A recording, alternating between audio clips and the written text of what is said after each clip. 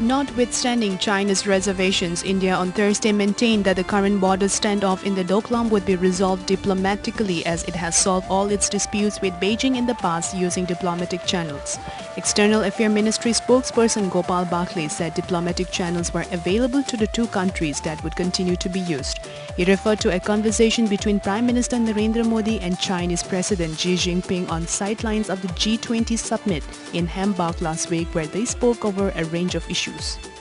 Karnataka Chief Minister Siddharamaiah on Thursday ordered a high-level probe into an allegation that the prison department officials have received ₹2 crore bribes to provide special facilities for AIADMK General Secretary B.K. Sastikala, who is currently serving a sentence at the Parapana Agrahara Central Jail in Bengaluru. The Chief Minister, however, has not specified as to who will head the probe and the deadline for the completion of the probe. A 31-year-old man was reportedly beaten up by a mob on suspicious of carrying beef in Nagpur Basirangi village. The incident took place on Wednesday at 11:30 a.m. The police have arrested 4 persons in this connection. Salim Ismail Sheikh, a resident of the district, Kotol town, was returning home last evening on his bike when 5 to 6 men apprehended him at a bus stop and asked him to show the meat that he was carrying in the dicky of his bike. When he resisted, the men allegedly trashed him. Sheikh was admitted to a hospital in Nagpur and discharged yesterday. Police sources said 2 of the accused were arrested and as many as others were taken into custody yesterday morning.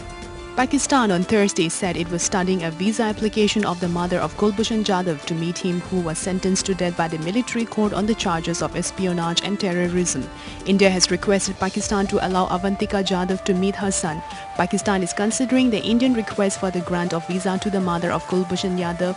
The Pakistan Foreign Office spokesperson Nafeez Zakharia, who was quoted saying as by state-run Radio Pakistan. However, the Ministry of External Affairs said that India has not got any information on the change in visa and consular position in the Jadhav case. The centre has given emergency power to the Army Vice Chief to buy ammunitions and armaments. The centre has given emergency powers to the Army Vice Chief to buy ammunition and armaments without necessary sanctions that can cause delay, sources said.